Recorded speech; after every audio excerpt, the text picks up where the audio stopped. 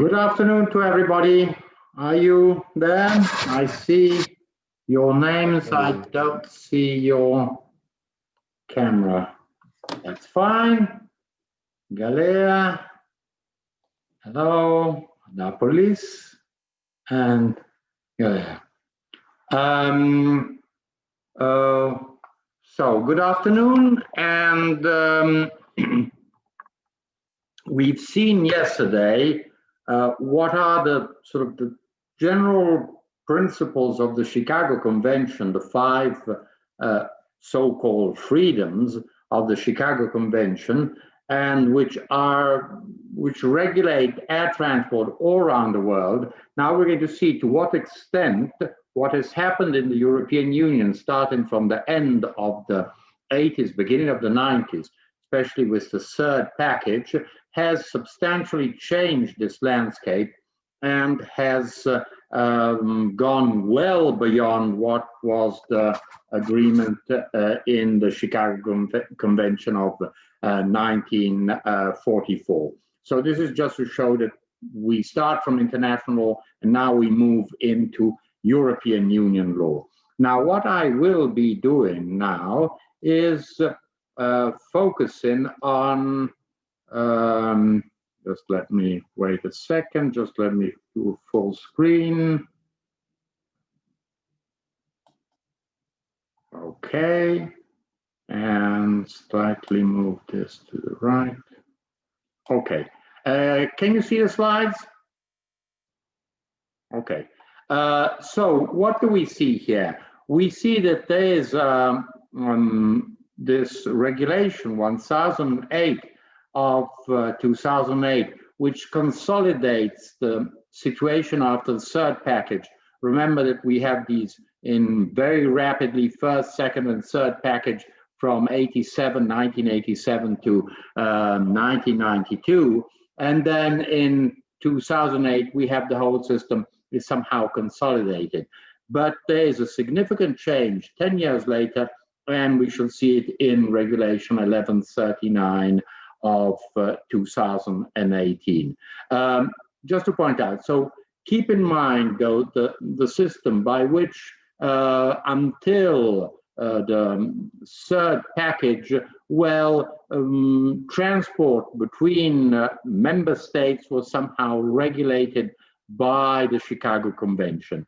From the third package onwards, it is the notion of access to the provision of air services, and that is the freedom to provide air services throughout the European Union by European Union carriers, air carriers, becomes the general rule. We shall see it in detail now in a moment.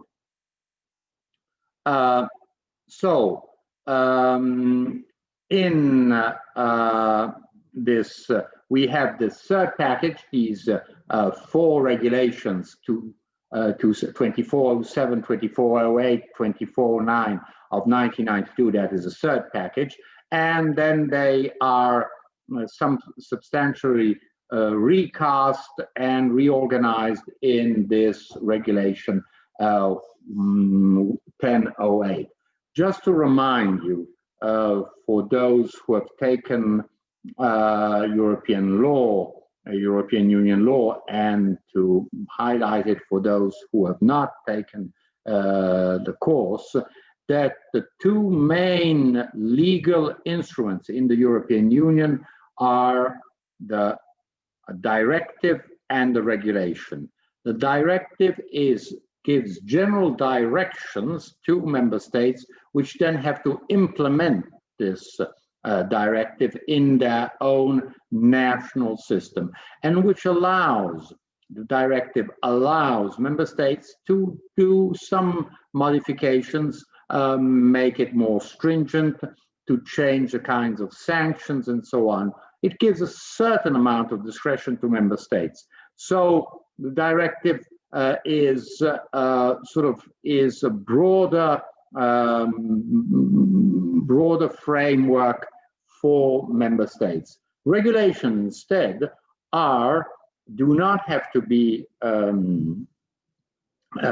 implemented, they are self-enforced, and they are equal for all member states, in the sense that a regulation, that text of the regulation is valid from Finland to Cyprus, from Romania to Portugal and Ireland. So just to point out that the aspect of the regulation is much more binding and creates uniformity throughout the European Union. We shall see that in most cases, not all cases, but in most cases, in transport law, in European Union transport law, the choice is that of regulation. Why? Because we're trying to regulate trans-border, transnational traffic, transport, whether by air or by rail, mostly. And if there are some slight differences, this clearly would block the circulation of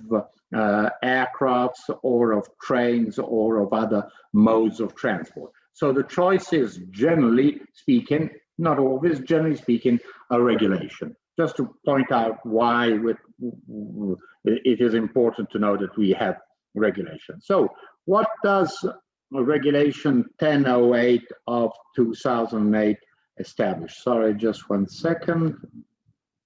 Yes. First of all, licensing of community air carriers, the right of community air carriers to operate intra-community air services, pricing of intra-community air services. And so these are the main aspects which are regulated by the Regulation 1008. Now, the issue of licensing, as I've mentioned yesterday, is very important because it establishes who can provide air services in the European Union. And once you are qualified as a European Union licensed air carrier, then what you can do and what you can't do. So you will move to the second bullet point, the right of community air carriers to operate intra-community air services. So first we have to look at the licensing process, and then we'll move to see what are the very strong benefits that arise from being a community air carrier. Now,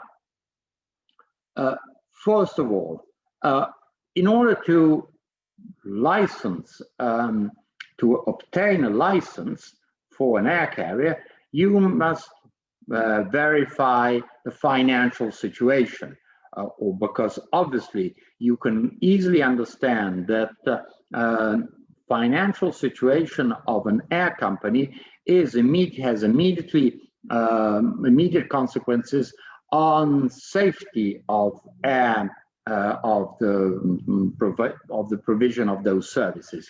Just imagine an air company has financial difficulties and therefore does not pay for maintenance or for very strict and appropriate maintenance. It does not it is sloppy on certain security measures, safety measures on board, and so on. It is not very careful. This means that if you are not financially sound, the consequence is that there could be significant dangers for air transport.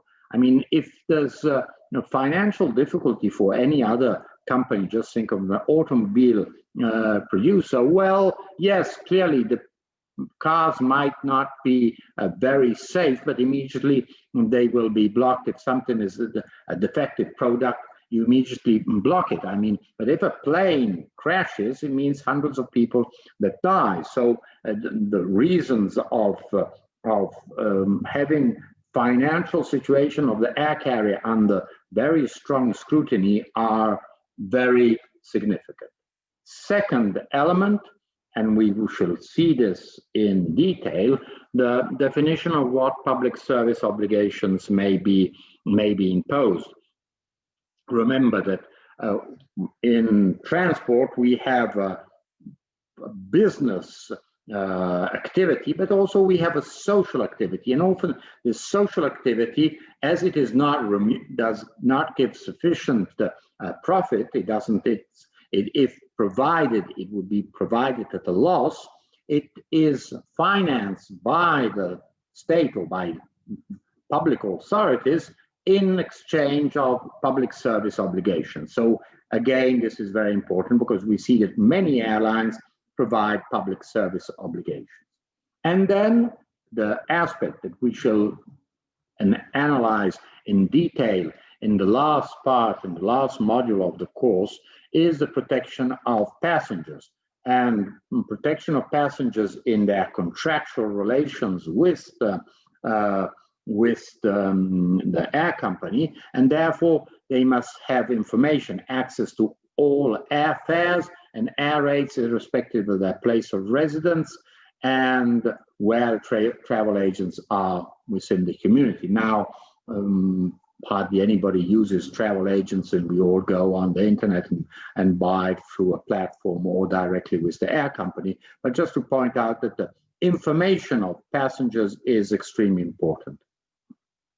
And so, therefore, and you see this is clarified in a further recital of Regulation 1008, customers should be able to compare effectively the prices for air services of different airlines. Therefore, the final price should at all times be indicated.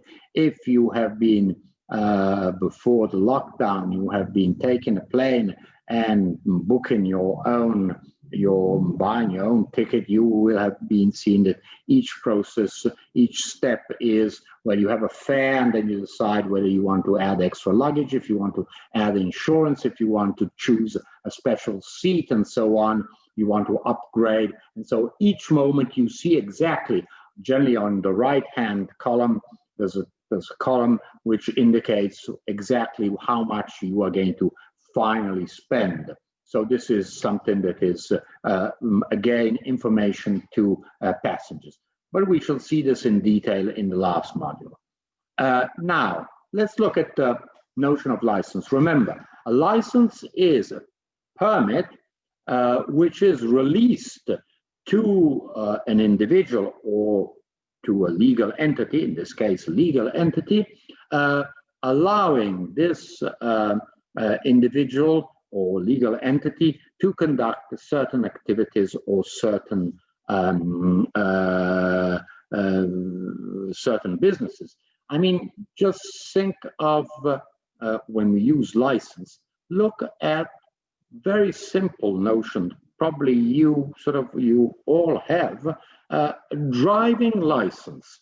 When you think of your driving license, which enables you to drive a scooter or an automobile, or if you are more adventurous, you can be able to drive a truck or some other heavy motor vehicle. Well, you see that it isn't that you just go to the office and say, "Hey, listen, I have a certain age, I want a driving license." No, you must, in order to have a driving license, you must do an exam. You must follow a class. You must have, especially in France, they're very tickish about this, and it is also very expensive to obtain a driving license. Masayak, do you have a driving license? I do, and it's very expensive. Very expensive. I think it's around 2,000 euros, if not more. How much? More. And Galea, do you have a driving license? Yes. How much does it cost to obtain, to do all the process to obtain a driving license in Malta? It's the same as you are saying for France. Huh? So classes, the test. Yes. And how much does it cost? Around 1.5 to 2,000. Well, that's as you see, it's and as you see, there's a big business behind driving licenses. I mean, just think of, university doesn't cost 2,000 euros. So just to point out that it is a license is not granted to anybody, but in order to obtain it, you must show that you are able to do that kind of activity. In this case, a driving license, you must prove through an exam, through following class and taking practical lessons that you are able to drive a car. Well, just think you transfer this not on an automobile, in your own automobile, but just transfer this on running an air company. So just to show you what we mean by license, it's not simple, something that you're just given a piece of paper that anybody can obtain. So first of all, we have these two elements: an operating license, which is an authorization granted by the competent licensing authority to an undertaking, permitting it to provide air services as stated in the operated license. So that is the first element. And generally, this is done on a national basis. So you can go to the licensing authority that could be that of Estonia, it could be that of Spain, it could be that of Bulgaria. So you have an operating license from that authority in that country. And then what do you have? An air operator certificate, so an AOC. So there are two elements. So you have a license and a certificate. The two elements are important because we shall see what is the combination between the two. The license is broad, is a general license to run a certain business, and the certificate is much more specific. It says exactly what kind of air transport services you can provide, and we shall see this in detail. A certificate delivered to an undertaking confirming that the operator has the professional ability and organization to ensure the safety of operations specified in the certificate as provided by relevant provisions of community or national law. So, and we shall see that the certificate is very specific. I mean, a very big European air company, let's imagine Lufthansa Air France, has a different certificate than a small local airline. Just think of a local air company which has a different certificate, because clearly the certificate is tailored on the what kind of activity you are doing, you plan to do. What is your fleet? What planes do you have? Do you have short range planes, medium range planes, long distance planes?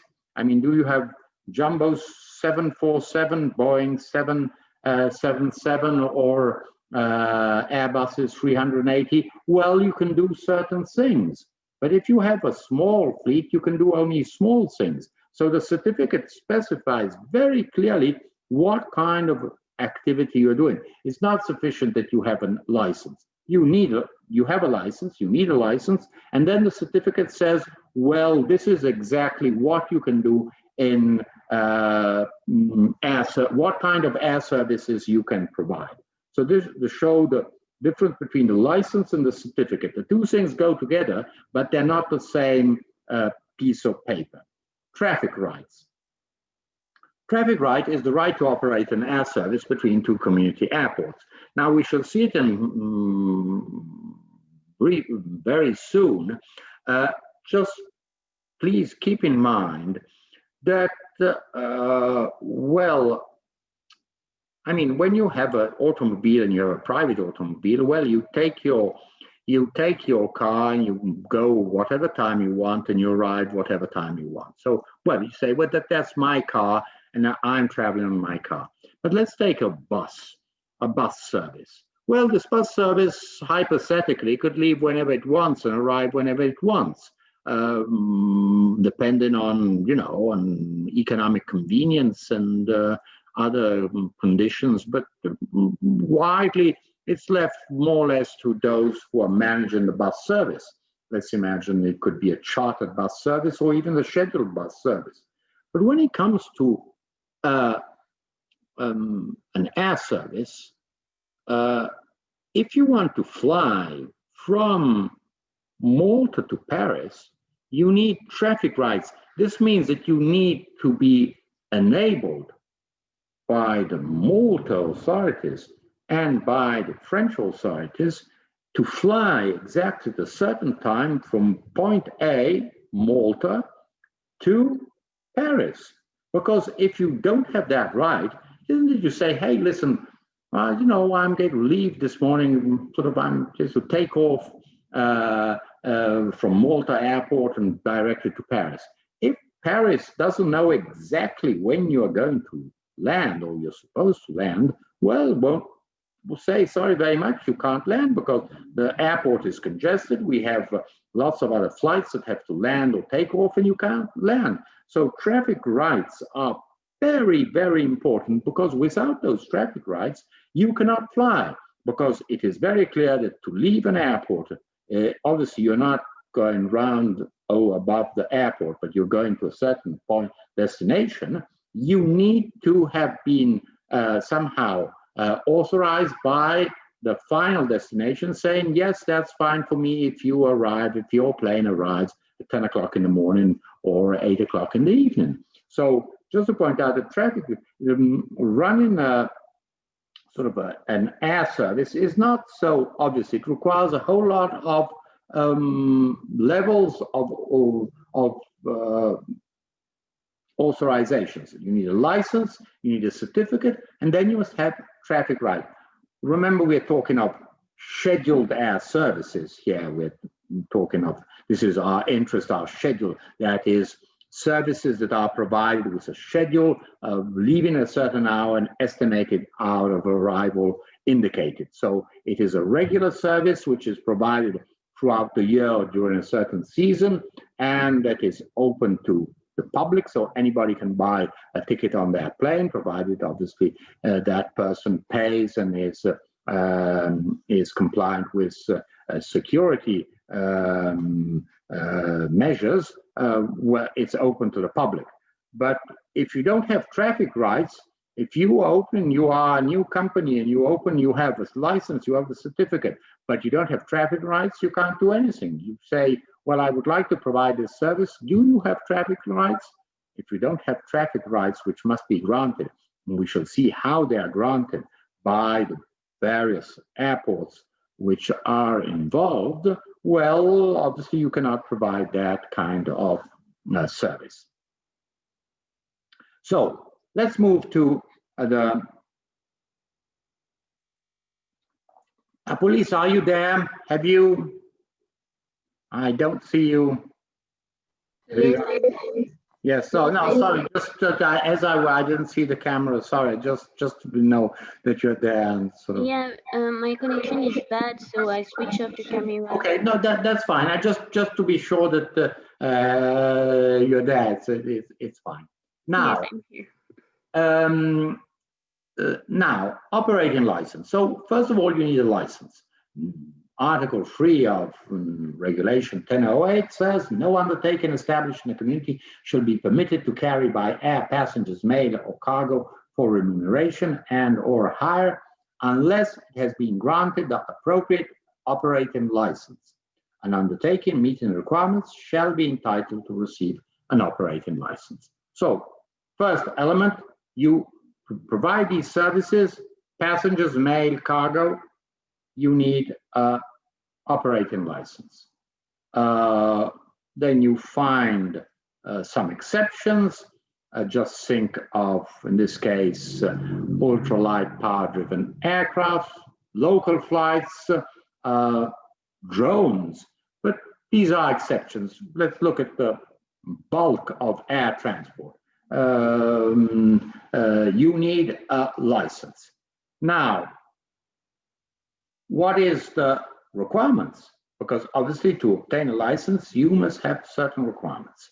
So an undertaking should be granted an operating license, provided that its principal place of business is located in that member state. So you must be located, your place of business is in that member state. So first of all, if you're Emirates or your Delta Airlines, principal place of business is not in a member state in Europe. Emirates is in Dubai, Delta is, I think, in Atlanta, if I'm not mistaken, Georgia, that is in the US. Then, secondly, it has a valid air operator certificate issued by a national competent authority. And so it is, and we shall see that this operating license, this operator certificate, depends on a whole series of elements which are personnel and aircrafts, and also the kind of sort of what kind of business you want to conduct. So we shall look at this more in detail when we're looking at the operator certificate. But you have, therefore, you need a license and an AOC. It must have one or more aircrafts at its disposal. You could have also only one aircraft. We see typically you find in certain remote places, remote islands, there's one company, very small company with one plane that commutes from the island to the mainland. So it's not uncommon that there's only one aircraft, but this aircraft can be or owned, it can be yours, or when it speaks of dry lease, we shall see the difference between a dry lease and a wet lease. But anyhow, a dry lease means that the aircraft is not yours, but you are renting it from someone else. Quite often what happens is that you don't own an aircraft, you buy it through a leasing agreement, by which you are not the owner of the aircraft, but the owner of the aircraft is a financial company which owns the aircraft, and you are repaying the cost of that aircraft. Or very simply, there is a company that simply rents aircrafts, and therefore the company that is asking for a license does not own it, but pays money to a third party to rent an aircraft with which it provides these services. Fourth point, its main occupation is to operate air services. This is important because it shows that the requirement of specialization. You are asking this air company to be specialized in air transport, not to have this as a secondary activity. You could have a main activity of a different kind, and just think of a railway company that then says, hey, listen, I have lots of money from the railway, from my activity, I'm going to set up a small air company. Well, that would be debatable because your main activity is in a different area. Then its company structure allows the competent licensing authority to implement the provisions of the regulation. This means that you must be very clear who's in charge, and who's in charge of financial matters, of technical matters, of organizational matters, and of commercial matters. So we must see, obviously, financial matters because we need financial stability of the company. We need organization because if there are orders to be given within the company, it must be very clear the structure, who orders what. Obviously, technical structure, who's in charge of maintenance, of training of pilots, and of in-flight personnel, stewards and hostesses, and then business activity, who's in charge of relation with customers, and therefore sells the tickets and ensures that kind of service to passengers. So it is, the company structure is not irrelevant. In other cases, you're not really interested in the company structure. You say, well, you can do whatever you want. Here, instead, you want to be very clear who's in charge of the money, who's in charge of organization, who's in charge of technical aspects, and who's in charge of relations with your clients, with the passengers. So it shows that it is, you are imposing a certain model of company. You can't have any kind of company. Then third element, which is very important, member states or nationals of member states own more than 50% of the undertaking and effectively control it, whether directly or indirectly. So what does this mean? When we're talking of European EU license, this EU license can be granted to European companies. If you are not a European company, you will not be granted a European license. For example, certain companies, typically Gulf companies, Etihad or Qatar, tried to become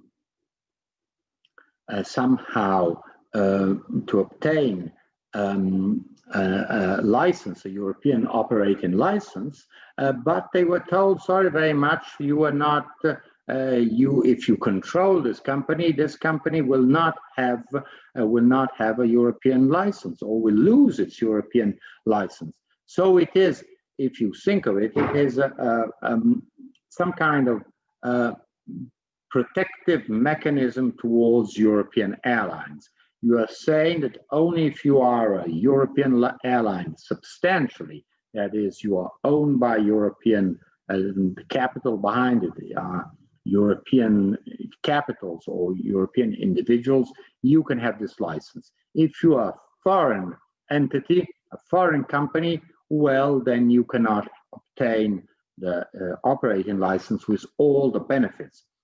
We shall see that these benefits are significant.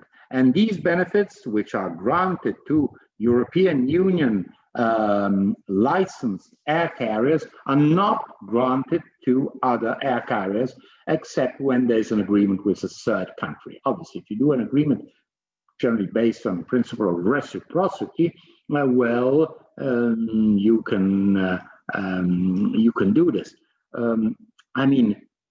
Air France and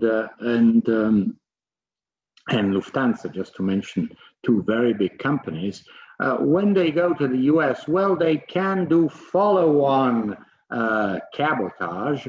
They land in New York and then move on to a further destination. But more than that, and the same is valid on the basis of reciprocity to Delta Airlines, to American Airlines, to US Air.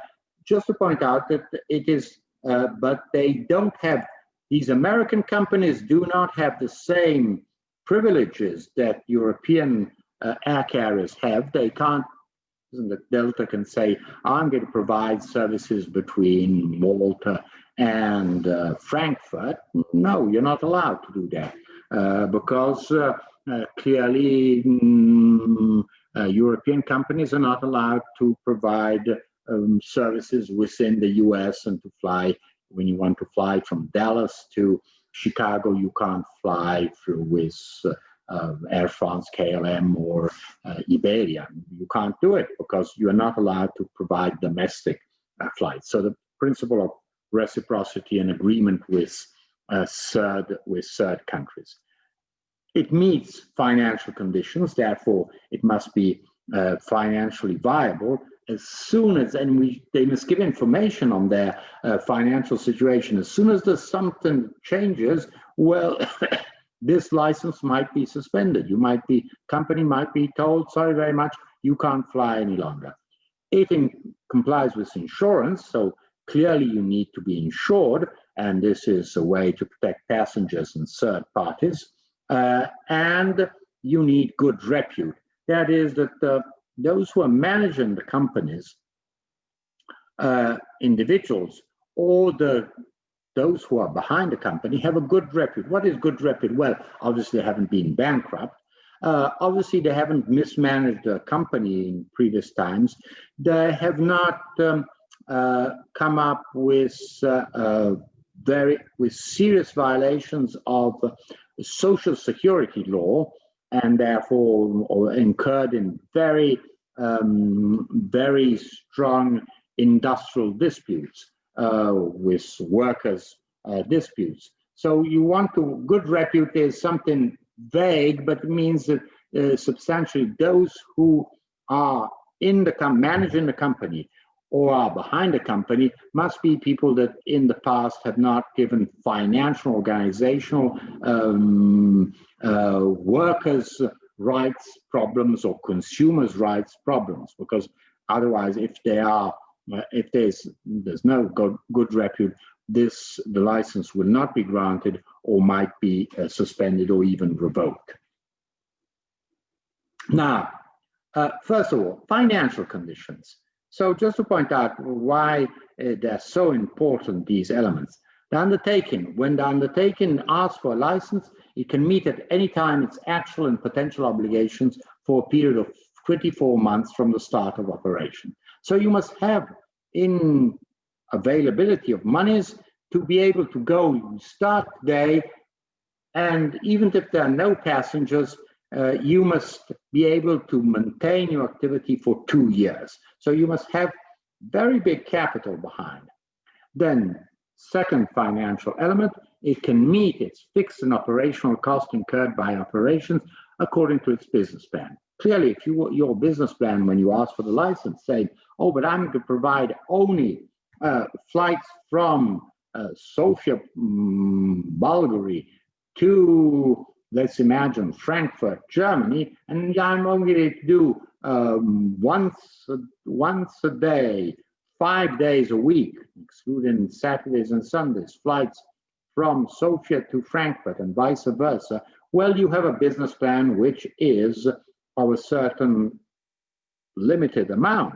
But if your business plan is more complex, saying, well, from Sofia, Bulgaria, I'm going to have flights go to most European capitals. They go to Lisbon, Madrid, Rome, Budapest, Warsaw, Helsinki, and so on. Well, the business plan, which means putting in the fixed and operational costs, have to be put in, and you are able to face them. So you must demonstrate that you are able to face these costs, obviously having the money. Even you can't say, oh, but I'll cover these with the tickets. No, let's show me that you are able to cover these operational costs, and then we'll discuss about pricing and so on.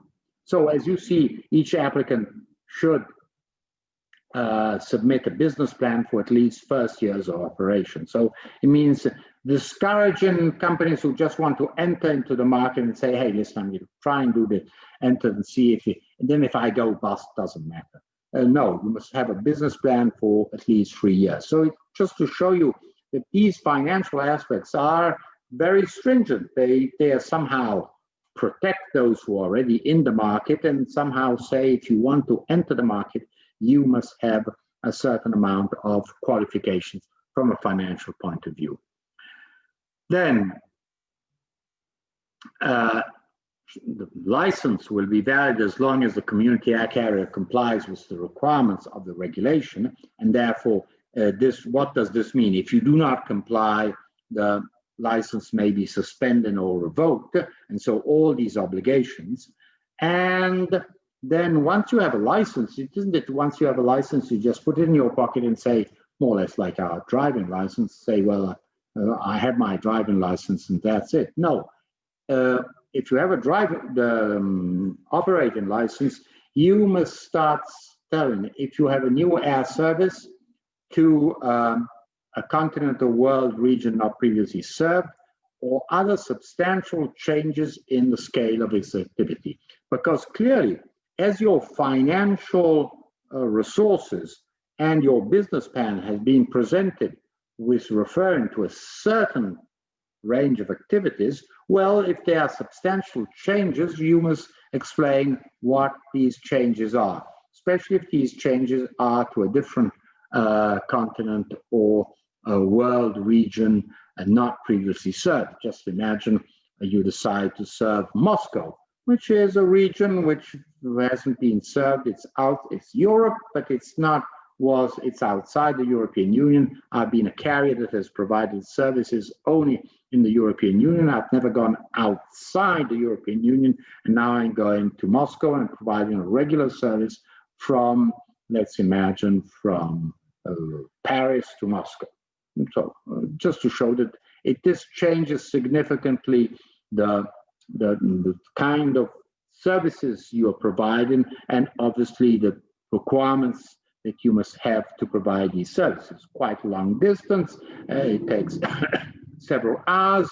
You need a big plane that can cover that distance. You need equipped pilots that are familiar with the Moscow airports and so on.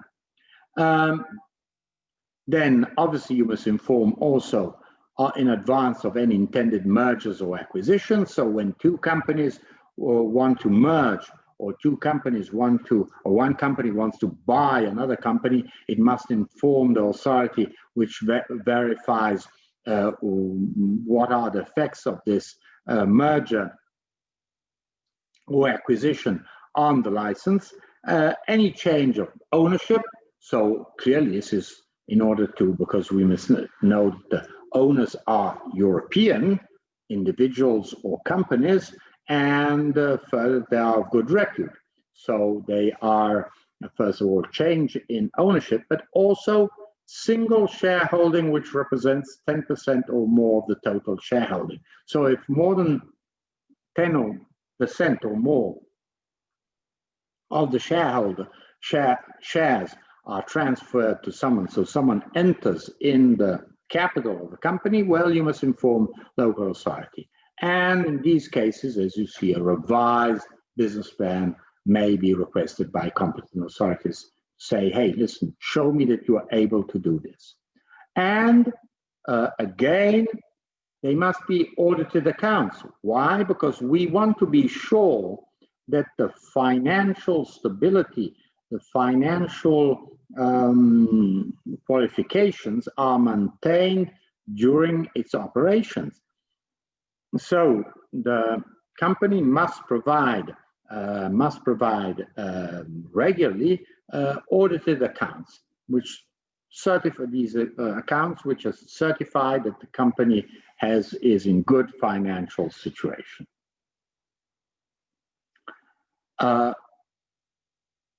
If these when the license has been granted and the company find it a difficulty, you see that the competent authority assesses that the air carrier is unlikely to meet its actual and potential obligations for a 12-month period, it may suspend or revoke the operating license. So just to show that this is very stringent, and this often is used. We see that this has been used, for example, in Spain towards whaling, saying, hey, listen, you are sort of your conduct towards passengers is not compliant with the obligations you have towards passengers. If you go on like this, well, we might suspend your license. And so whaling, a low-cost Spanish company, immediately had to intervene to somehow change its activities, its practices towards passengers. Or we also find the case of Ryanair. Ryanair had a very sort of unfair conduct towards pilots and in-flight personnel, which went on strike, and various European competent authorities told Ryanair, listen, if you don't solve this industrial dispute with pilots and personnel and your inboard staff, well, we are going to suspend your license. So just to show you that it's not only theoretical, we find practical cases in which this at least the warning that they may be a suspension of the license, which means blocking all the activity of the air carrier, is something that is used and not uncommon. Operated license may be suspended or revoked if the audited accounts are not provided, if it provides false information on an important point, if the operating certificate is suspended or withdrawn. For example, you're not following safety requirements. We should see in regulation 1139 very strong powers of the newly created European air safety agency, or carrier no longer satisfies the requirements relating to repute. And as you see, there is a very strong control over the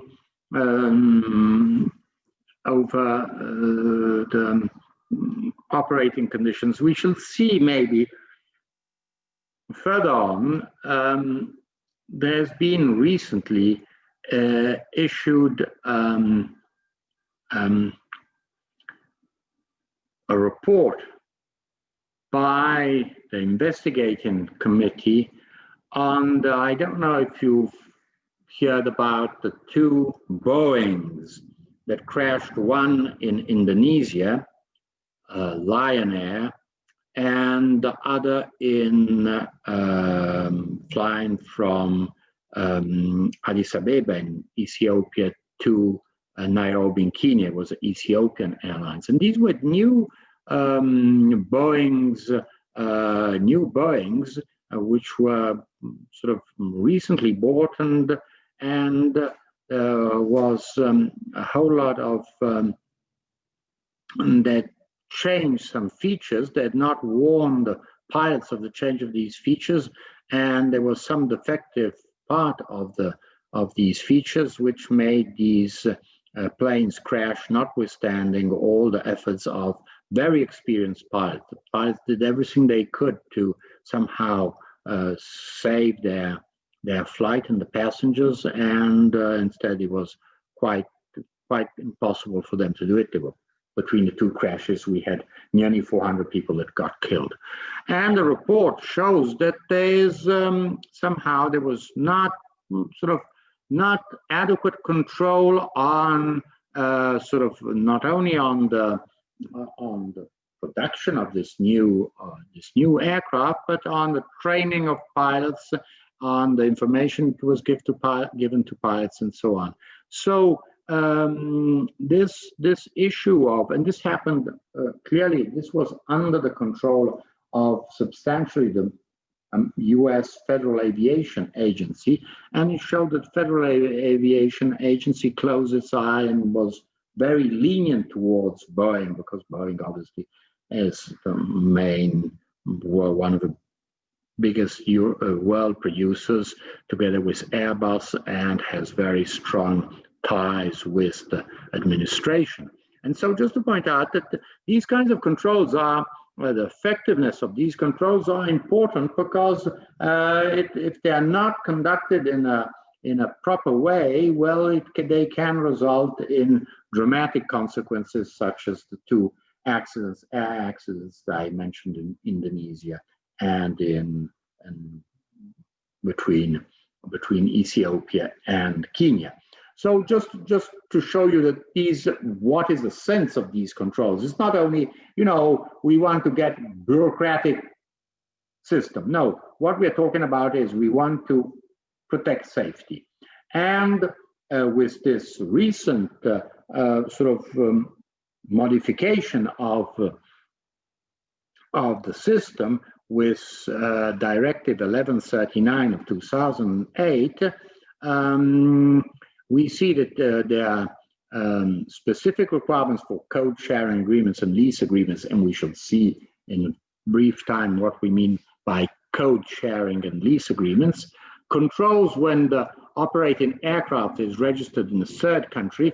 Remember, you can not have your own aircraft, but you can use an aircraft which is of a third party. You rent it, you lease it. You go to a company and say, listen, can you please lease this aircraft on a dry lease, just simply the aircraft for 1 year, and you pay, but we want to know where this aircraft is. Is it rented from a foreign company? Let's imagine a company which is outside the European Union. Let's say, imagine Ukraine. And so you start saying, hey, let's try to understand what are the qualifications, who's doing the maintenance of this aircraft, and so on. And then from regulation 1139 introduces various other safety measures, flight recorders. Remember, flight recorders are essential when there's an accident. You must find a flight recorder because you know exactly what has happened. Continuous tracking of the aircraft, therefore the aircraft does not disappear from the radar screens, but it's always tracked. And how do you recover flight recorder data? Now it's much easier than it was. Once upon a time, all the data was in a black box. Now, substantially, it is immediately sent to the ground, but you must recover that data. Immediately, the data is provided by the airline, the aircraft. It goes to in a database which is on the ground, so there's no more difficulty to find it. Isn't if the aircraft falls in the sea, it's impossible to find the black box. Now that data, generally speaking, should be on recorded in a server on the ground, so it should be able to recover flight data. Then again, financial and safety issues. Air carrier must be insured to cover liability in case of accident with respect to mail, but also in respect to passengers. Article 12 must be registered in a national register within the community. If next time you manage to fly, if you look on the aircraft, you will find a number on the aircraft, which has a certain amount of, and that is substantially the registration number. Each aircraft has a registration, which is the country and the number of registration. So with thousands of planes going about, it's not obvious. It's not just like the number plate of an automobile. Leasing. We've seen that you can own you own an aircraft, but you may also have an aircraft which is leased. And we spoke of dry lease. What is dry lease agreement? Agreement between undertaking, pursuant to which the aircraft is operated under the AOC of the lessee. So I'm the air company, I'm Air France, and I rent an aircraft from another company, and this aircraft, I will use it and I will operate it with my pilots, my staff, everything will be managed. The only thing I'm asking for is the aircraft. Just like when you rent a car, you have a car and that's it. You go, you pick up your car, and then you use it, and then you deliver it back to the rental company. And that is a dry lease agreement. A wet lease agreement instead is that it's not only the aircraft itself, but includes pilots and in-flight personnel. Now, when does this happen? This happened quite often in pre-COVID times, in those periods in which there were peaks of traffic. Think of the summer vacations or Christmas vacations. So what happens? Each company knows that there's going to be an increase in passengers in, let's say, July, August, and in sort of towards the end of December, beginning of January.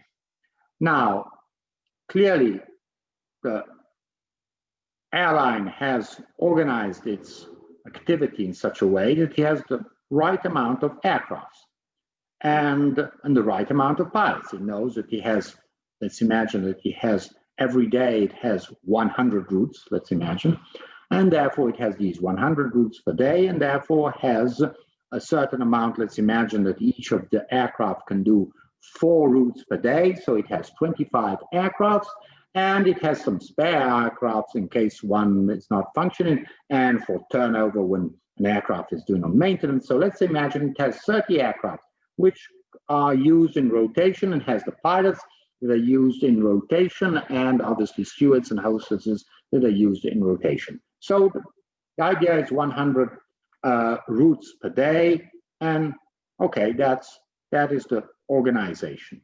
But in July and August and in the winter holidays, well, these routes become, and the flights that must be provided go up to 120, because there are more people that have wanted to fly, and therefore you must provide. Now you don't have the aircrafts, because obviously you have done your business plan is for what the normal activity. Isn't you buy a plane simply because you say, oh, but I will need a plane in the summer season or in the winter season. A plane costs tens of millions of euros. So, I mean, it's not sort of an easy investment. So we're talking of huge amounts of money that must be spent for these aircrafts. And at the same time, you're not going to hire pilots if this pilot is just going to stay there and sort of doing nothing and resting until August and September, August and July and August arrive, or the winter vacations arrive. So what do companies generally do? They rent not only the aircraft, but pilots and in-flight personnel from a third company, which does this on a normal basis, just like, just think of a limousine, a limo with a driver. You need not only the car, but you need also a driver that collects people and delivers people. And so what you do, you somehow outsource a certain amount of your activity to a third company, which operates under your colors. So therefore it is operating as Lufthansa, Air France, or Iberia in that peak season. And you are paying for not only for the aircraft, but also for the pilots and personnel. So this is the difference between dry lease and wet lease. And we shall see that this sometimes dry lease generally is allowed. Wet lease is allowed only on in certain circumstances. Just to point out that these two business agreements, because they're contracts between the company that holds a certificate and another company, these are contracts that are made, and or for an aircraft, pilots, and in-flight personnel. So we know that the aircraft may have one or more aircraft at its disposal through dry or wet lease agreement, but except when this would lead to endangering safety. So the problem is, if all your fleet, you are sort of a company, and you substantially have the license to operate in certificate, and then everything is in wet lease, and so substantially they're not your pilots, they're not your personnel, and well, this could create safety concerns, because you're not really controlling these are not really your pilots. They're pilots that are paid by someone else, and therefore they are following instructions by their own employer. So this might somehow endanger safety. Obviously, those who rent these services, whether dry lease or wet lease, obviously have to comply with security, with safety regulations, with good repute, and so on. So it's not that you can just forget about them and say it was somebody else's business. The company, if it recurs to dry lease or wet lease, it must follow. It is as if those planes were its own and managed by itself. Now, let's look at the access to routes. This is the main element. Just remember, before the Nouvelle Frontière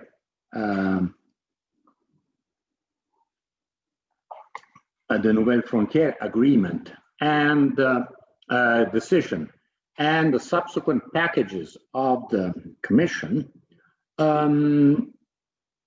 substantially all flights were still considered international flights. So when there was a flight between Rome and Paris, it was an international flight. When it was a flight between, let's imagine, Paris and Vienna, well, it was an international flight. It's two different countries. So we were applying only the Chicago Convention, and therefore agreements, bilateral agreements, on the basis of reciprocity. I'll allow Air France to land in Vienna if France will allow Austrian Airlines to land in Charles de Gaulle. Reciprocity. Bilateral agreements. The system, the European main element, remember the notion of a single market, is that the whole European Union, all its territory, is one whole area, and there's nothing like an international flight. So the whole idea is just like it's a single market, and therefore whether you are a Romanian airline, TAROM, or you are Portuguese airline, air company, TAP, you can provide services where it is economically convenient all around the European Union. So you have access to the whole territory of the European Union. So it's no longer a matter of bilateral agreements between countries saying, well, I will allow you to land in these airports if you allow me or my national airlines to land in these airports. It's no longer that. Once you have a license, an AOC, an aircraft operating certificate, well, you can provide services in the whole 27, now at that time there were more, but now there are 27 member states. So you clearly can do this on completely, you have access. So, says, member states shall not subject the operation of intra-community air services by a community air carrier to any permit or authorization. So it isn't that Italy says, hey, listen, I don't want these, I don't want Ryanair, why should Ryanair come to Italy? I have no agreement with Ireland, or I have an agreement with Ireland. I've just said that Irish planes can land only in Roman land, nowhere else. Why should I give Ryanair, which is an Irish air carrier, why should I give it cabotage rights between Milan and Palermo? No, nothing. So, no. Shall not subject the operation of intra-community air services by a community air carrier to any permit or authorization. So you immediately see what is the great privilege that community air carriers have. They are free to provide freely their services in the whole European Union without any limitation, except what we shall see in on the upstream. Obviously, you must have a certificate because you've presented a business plan saying, I'm a company and I'm going to provide these kinds of services, and I have therefore the capital, the aircraft, the expertise, the monies, the organization, the pilots, and so on to provide these services. That is preliminary. And at the same time, I have an economic interest, and therefore I'm interested to provide these, I want to provide these services, and I have slots. That is air traffic rights, and we shall see this in a moment. If you don't have traffic rights, you can have huge fleet, you can have 100 planes, all the pilots, the best pilots of the world, but if you don't have traffic rights, you can't fly, you can't even take off, because if you need traffic rights, then you must be able to leave from airport, from point A, and go to the point of destination, point B. So you see that this is very, it gives community air carriers, that is community air carriers that hold a community license, well, very important privilege that other aircraft, non-European carriers, do not have, and they cannot fly intra-community, provide intra-community services. Then, further element, remember that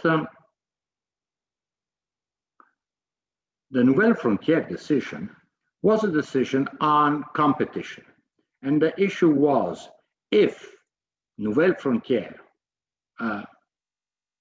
tour operator, alternative tour operator, could itself provide air services in competition with traditionally established air companies, typically Air France. And in the Nouvelle Frontière decision, the Court of Justice said, well, yeah, surely yes, because air transport is subject, like any other activity in the European Union, is subject to competition rules. So once we apply competition rules also to air transport, obviously we're looking at Articles 101 and 102. Let's focus for the moment on Article 101. Remember Article 101. It's something that is valid in any kind of economic activity. So just keep it in mind. Now we're using it for transport. So remember, any agreement, decision of an association, or concerted practices are prohibited, they're void, if they have as aim or effect that of distorting competition. So that is paragraph 1 of Article 101. However, we have seen that paragraph 3 of Article 101 sets certain exceptions and says, listen, agreements, decisions by associations, concerted practices may be allowed if, and it establishes certain circumstances in which they can be allowed. They do not, obviously, they do not distort the market when the companies are very small and they don't distort the market, for example. Let's try to apply these exceptions to the air transport sector, and let's look at the typical agreement. Here we're talking about agreement, and what are these kinds of agreements? We shall see them in detail, but very often air companies do agreements between each other, which are simply commercial agreements, or sometimes they're more the operational agreements. Typically, a typical agreement, a commercial agreement, is so-called interlining. We should see it here. You want to fly from from Poland to Malta. There's no direct flight from Warsaw to Malta, and you must have a stopover in an airport, and there's no airline that goes directly from Warsaw to this connecting airport, and from that connecting airport to Malta. So you have to take two airlines. So you take, let's imagine you take a first flight to LOT, which is the Polish Airlines, and you fly to Rome, and then from Rome you have a flight by Air Malta from Rome to Malta. So you have two airlines, two different tickets. You have to change air company, and in interlining, what happens? Very simply, the passenger, Mr. Jones, who wants to fly from Warsaw to Malta, well, buys only one ticket, pays only one full price, and has only one ticket, and that ticket, on this ticket, will find two segments, Warsaw, Rome, Rome, Malta, and therefore does not have to buy two different tickets. And then LOT and Air Malta will somehow split, have an agreement by which they split the amount. So you see, this is an agreement. Is this agreement possible? Well, directive regulation 1008 says yes, this is a typical agreement which is allowed because it favors passengers. Passengers don't have to buy two different tickets. Maybe you have to go to two different agencies. The regulation was done in pre-internet period. Therefore, it was you had to go to a travel agent, and maybe a travel agent sell, but I can't sell. I can sell you a LOT, a lot ticket, but I can't send you an Air Malta ticket. You must go to a different travel agent. So there are several advantages for passengers, and this advantages for consumers, as it is clearly established in paragraph 3 of Article 101 of the Treaty on the Functioning of the European Union, says, well, that is allowed. So this is specified in the directive, in regulation 1008, when he says that when operating intra-community air services, a community air carrier should be permitted to combine air services, typically interlining, combine mine LOT with Air Malta, and to enter in code sharing arrangements. We shall see specifically what we mean by code sharing, but the next time you go to an airport, or you remember what happens when you look at the at the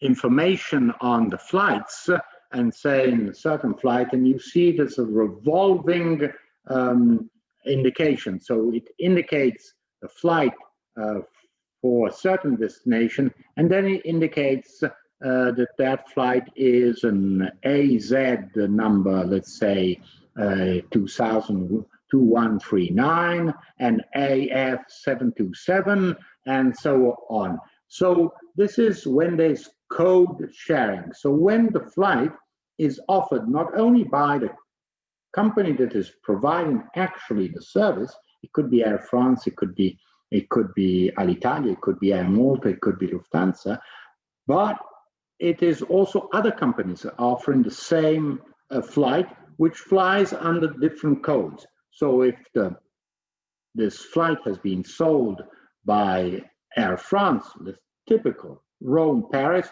if it will appear as AF.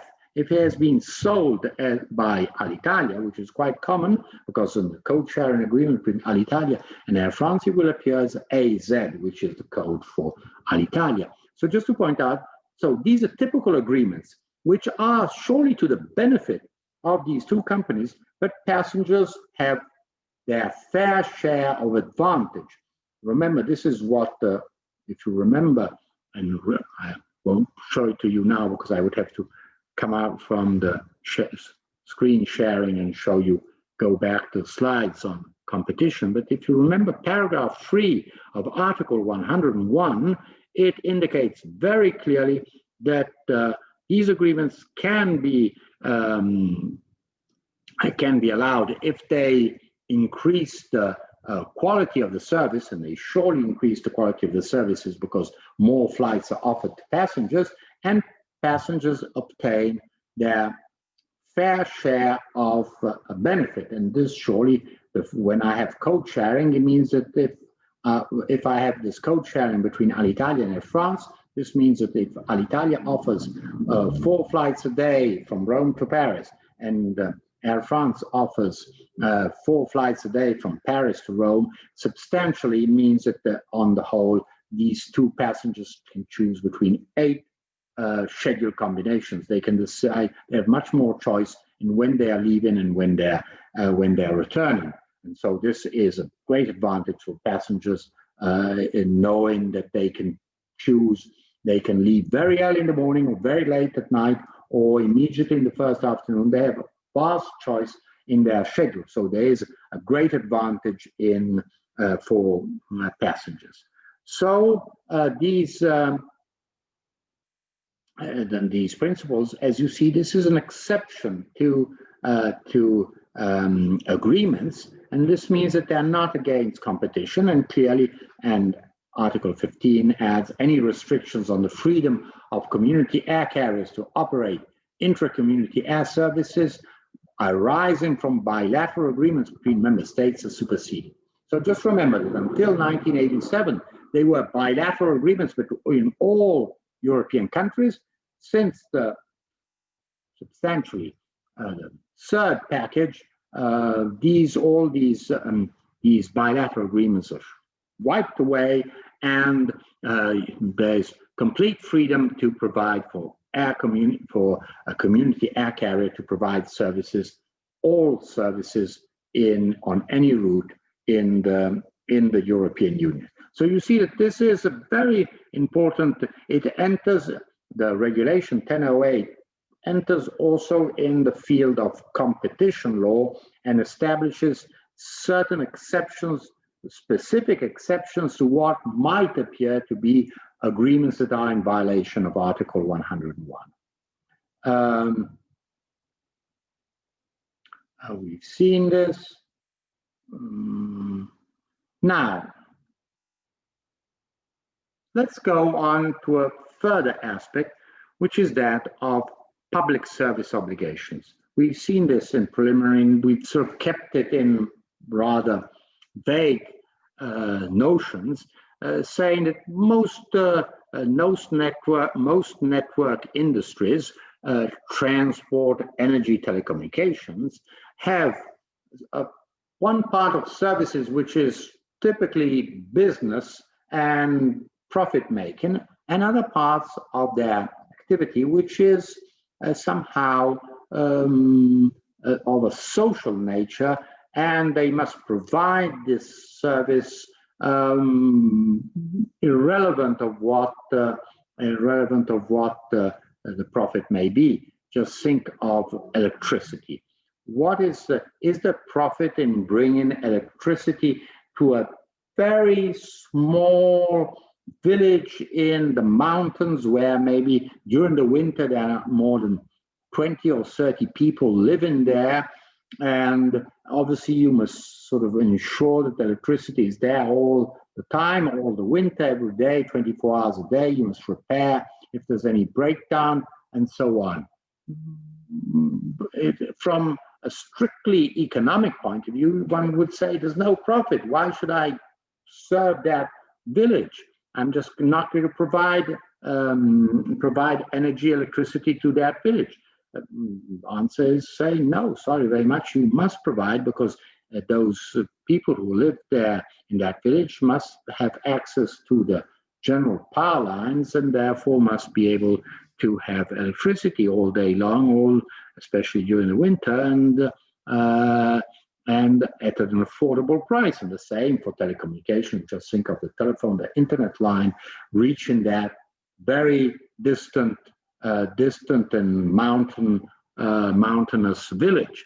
So this is typical in network industries, that there are profit-making segments of the activity, and at the same time there are socially oriented activities which do not bring profit, but can be subject, and they're provided under what are called public service obligations. So when it comes to transport, air carriers, the member states may impose public service obligation in respect of scheduled air services between an airport in the community and an airport serving a peripheral or development region in its territory, or on a SIN route.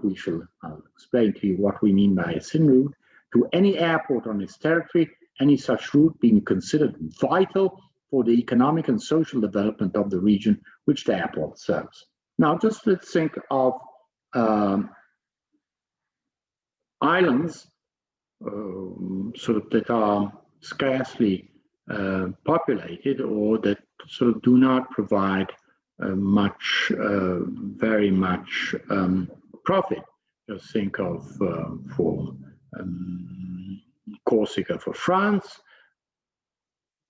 partially Sardinia, but not entirely, or rather during certain seasons, Sardinia, and then smaller islands, Lampedusa, Pantelleria, which are very small islands and scarcely inhabited, but very distant from Italy, not even from the mainland, very distant from Sicily, and therefore then from Sicily, then you have to move, which is another island, and then you have to move to the mainland. So in these cases, so what are we talking? Serve in a peripheral development region. So we're talking of areas which do not have a significant development, because you could be peripheral but not very developed. Even if you're distant, you have lots of activity, economic activities, lots of people that go there, and therefore there's no need to provide public service obligations. But generally speaking, we find in peripheral, that is distant regions, or regions that are underdeveloped, you a company, an air company, which is looking obviously at its profit, because it obviously is not working at a loss, would say, I'm not going to serve this company, this region or this airport, or I will serve it much less. I will go once a week, once a day. I won't provide many flights to that destination. And this obviously has very negative impact. Just think, if you live in a small island, and there's only one flight per day, which generally is always full, and it's difficult to return. You leave one day, but you can't return the same day, and therefore you must stay out the night. So it is complicated to move from your small island to the mainland and vice get back. So in these cases, clearly they can be public service obligations, which are, when this service is considered vital for the economic and social development of the region which the airport serves. What is a SIN route? A SIN route is when there is a route. A route is between a point of departure and destination. There are very few passengers, so it's difficult to get to fill the plane. And so obviously, as you have operating cost, I mean, when you have a plane that is flying, whether it's full or it's empty, more or less the operating costs are more or less the same. Well, if it's full, you use up more fuel, but if it's empty, you have no profit, or it's half empty, you do not have any profit. So a SIN route is a route that has few passengers, and therefore is not profitable unless you sort of concentrate. You say, well, I will do it only once a day, or I raise my tariffs, I raise them a lot, and that for the cost of the ticket is much higher. I say, sorry very much, but as there are very few passengers that take this flight, well, obviously I must cover the operating cost of the flight, and therefore the price is very high. Instead of asking for 70 euros, I say, well, I need 200 euros. And so this becomes very expensive. So the SIN route is a route where there are few passengers, and therefore it does not make it economically viable to provide that kind of service. We shall see that, when it comes to SIN routes, the element is not only if there are few passengers, but other external elements, and we shall see this in a moment.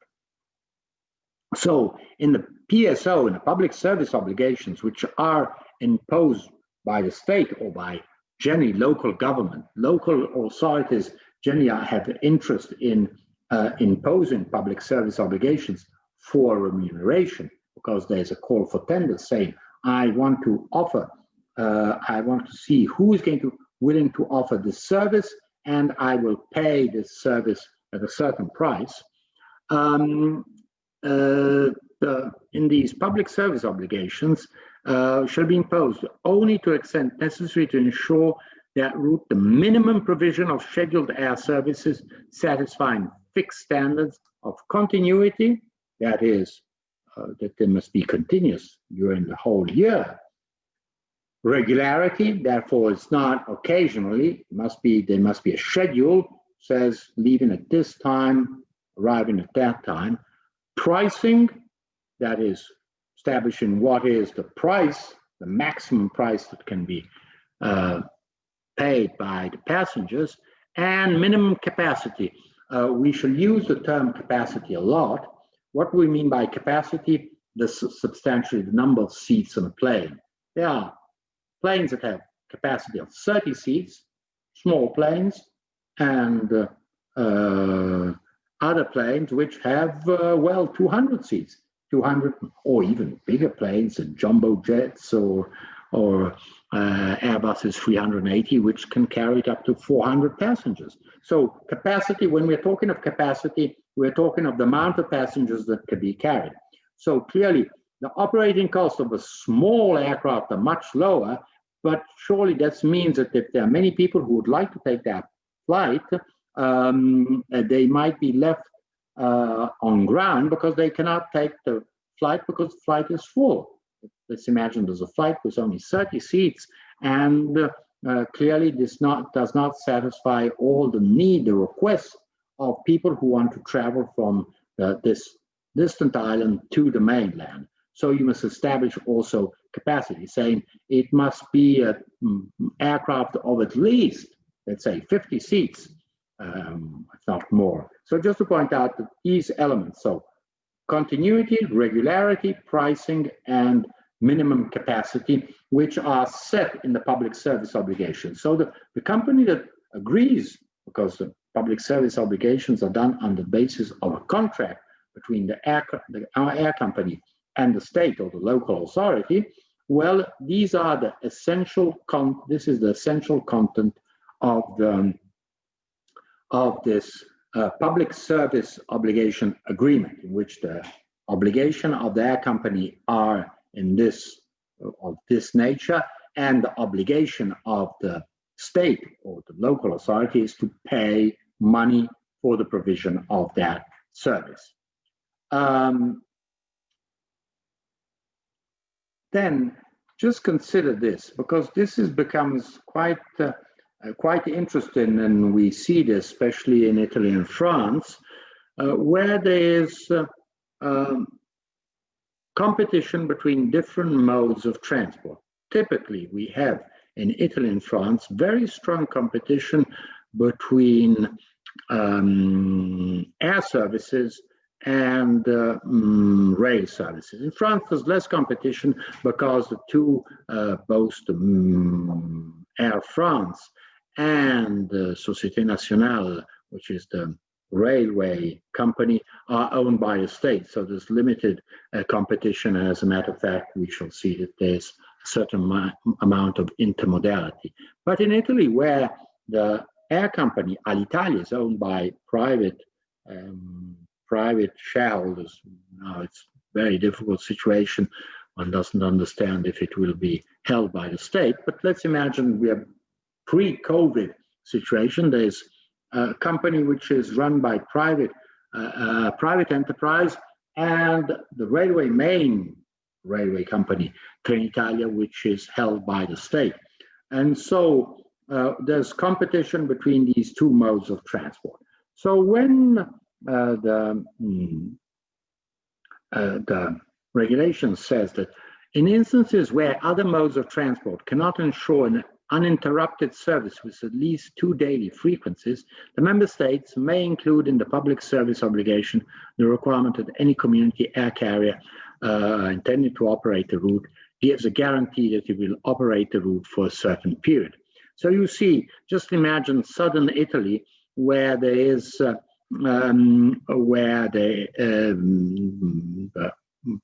easiest way to reach southern Italy is via plane, but there are train services. Are there uninterrupted service with at least 2 daily frequencies? Are they comparable? So just to point out that this means that you must analyze each time one opens a route towards sort of a developing area or an area which is a remote area. Well, we must see if there are other different modes of transport and what is the sort of the impact of these modes of transport on the kind of service and on the opportunities of passengers of going from point A to point B. So then how do we look at these public service obligations? Remember, public service obligations are, yes, imposed, but they're imposed at a remuneration. You can't sort of be forced to provide them. You're asked to provide them, and you will be paid for them. So first of all, proportionality between the obligation and the economic development needs. So obviously must be related to what are the actual needs of that region. If there are other modes of transport, and it mentioned especially existing rail services serve the envisaged route with a travel time of less than 3 hours.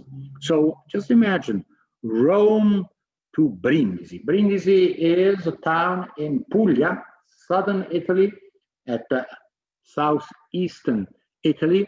And it's, if you take a train, well, the fastest you won't get there from Milan to Brindisi. It'll take you 7 hours, maybe if you're lucky, 6 to 7 hours to get there. So well, that's long. So clearly, there's no alternative between the sort of rail service and the air service. Air service will take 1 hour, train will take 6 to 7 hours. Rome, Milan, and vice versa is high speed, well, it's 3 hours. So nobody can start saying, hey, but listen, there's a need to bring people from Rome to Milan and vice versa. No, sorry very much. You can't set up public service obligations on this route. Just to show that, I mean, you have to look case by case, but this indication of 3 hours somehow establishes a ratio of reasonable competitiveness between rail and airplane. So I won't take the airplane because I have a train that takes 3 hours. For ages, for the last, let's say, 10 years, I've been taking a train from Rome to Milan because it's 3 hours. I say, well, I go to the airport, then I have to wait there, then the security controls, and I have to wait, then maybe it's late, this, there. So then I get to the airport in Milan, I must go to the center of the town. Well, it's more or less the same time. It takes me the same time. I simply go to the main central station. I take a high-speed train in 3 hours, and I'm directly there. So you see there's the competition between modes of travel on the basis of how much time and how comfortable it is to travel. So just to point out that public service obligations are established also on this basis. Then what the airfares are would be practiced to users, and the combined effect of all air carriers operating or intended to operate on the route. Maybe there is competition. If there are more companies operating, well, then there's no reason to have public service obligations. Now, what I'll just let me see. Well, I'll just finish this last point is this last slide. When there are considered generally, when there are public service obligations, it means that that company which has public service obligations has an exclusive right on that route. You find that when there's a remote island or an island, a developing region, you will find only one company that is providing that, because that company says, listen, I will provide that service with remuneration, provided there's not someone who's competing with me, because if there's someone who's competing with me, obviously my profit is drained away.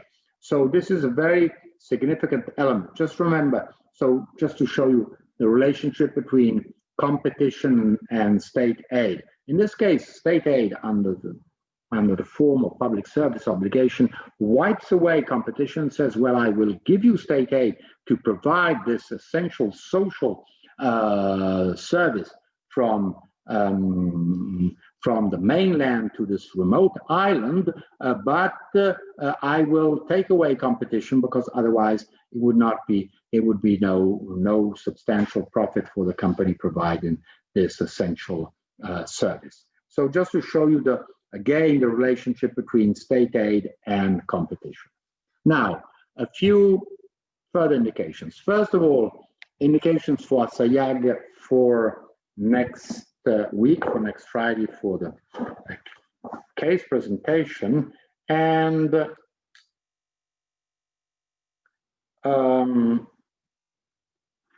the case is case number 3. It's not a decision, it's not a judicial decision, it is a decision by the European Commission which concerns the consequences of this agreement, this alliance between Air France, KLM, Alitalia, and Delta. And what are the consequences of this agreement? And so it's quite a long decision, but it brings you into what you will be seeing tomorrow and the beginning of next week on the issues of alliances, mergers, and slots. So this is a further an important element. So SAYAG, it's case number 3, the decision of the European Commission for Friday the 22nd. Second important information, tomorrow the lesson will be held by Professor Colangelo, who will pick up where I finish, he will pick it up. But she will be given the class not on Zoom, but on Teams. So you will be receiving between this afternoon and tomorrow morning, you will be receiving by Professor Colangelo a link to the classroom, to the Teams classroom for tomorrow's lesson, usual time, 2:15 to 4 o'clock. So just to remind you, tomorrow you're not on Zoom, but you are on Teams. Are there any questions on today's lesson?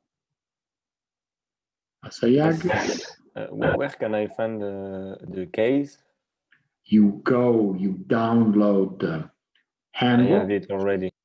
And then you It's look in the at book. there's the first part, which is the handbook, and the second part of the book are all the cases, and you find all the cases are there. And if you have you look at as in page 214. It's there. You can print the pages. You can just download. You can separate. You just go on small PDF and separate the PDF and put aside only that case. You do whatever you want. It's open access, and you do. It's there for you to use it. So, and I must remember. I must remember to send you the template of the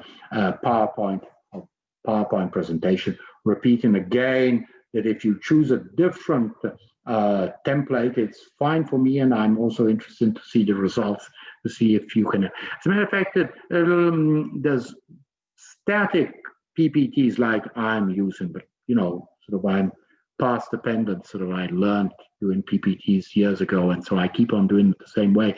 But if you go on PowerPoint, you see that there are also some more dynamic and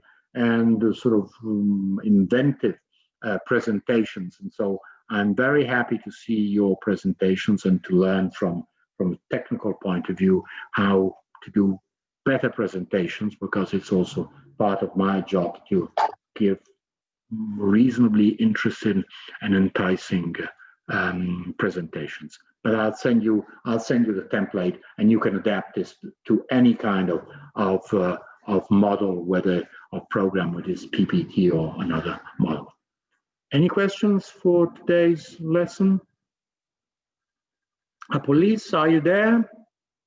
Yes, I'm still here. Okay. No, sorry. Just to be sure that you're still there. You haven't been.